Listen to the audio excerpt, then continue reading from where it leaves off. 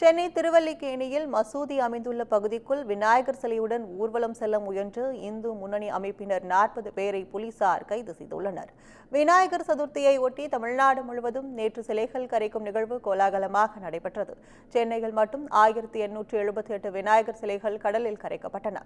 இதற்கிடையில் திருவல்லிக்கேணியில் மசூதி உள்ள பகுதியில் விநாயகர் சிலை ஊர்வலம் செல்ல போலீசார் தடை விதித்திருந்தனர். ஆனால் இந்து முன்னணி அமைப்பை சேர்ந்தவர்கள் விநாயகர் சிலைகளை தலையில் சுமந்தபடி அப்பகுதிக்குள் ஊர்வலம் செல்ல முயன்றனர். அப்போது போலீசார் அவர்களை தடுத்து நிறுத்தி 40 பேரை கைது செய்து அழைத்து சென்றனர். இதனால் ஆத்திரமடைந்த இந்து முன்னணி அமைப்பினர் காவல்துறையை கண்டித்து முழக்கம் எழுப்பினர்.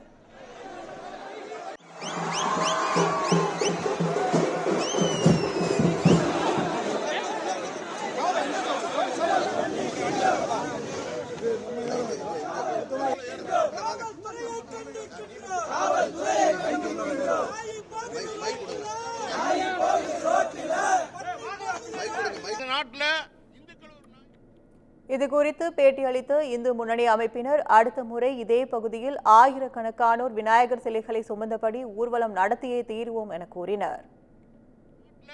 இந்துக்கள் ஒரு நியாயம், மற்ற மதத்துக்கு ஒரு நியாயம் வச்சிருக்காங்க. இது மதசார்பற்ற நாடு சொன்னா எல்லா மதத்துக்கும் பொதுவான சட்டம் வேணுமா வேண்டாமா?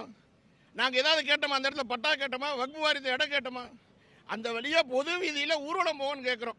இந்த நாட்டில் ஜனநாயக உரிமை, மதத்துடைய சுதந்திரம், ஒரு தனி மனிதனுடைய சுதந்திரம், ஒவ்வொரு ஆளாக கூடி போகலாம் தெரியல. ஏன் அனுமதிக்க மாட்டேங்கிறாங்கன்னா இந்துக்கள் ஒற்றுமையடைந்து கொண்டிருக்கின்றார்கள். அதையே இந்த அரசாங்கம் தடை செய்ய பார்க்குது. அடுத்த தடவை கட்டாயம் இந்த ரோட்ல தடை என்ன தடை விதித்தாலும் ஆயிரக்கணக்கான மக்களோடு இந்து முன்னணி அந்த இடத்துல விநாயகர் சதுர்த்தி ஊர்வலம் நடத்தியே தீரும்.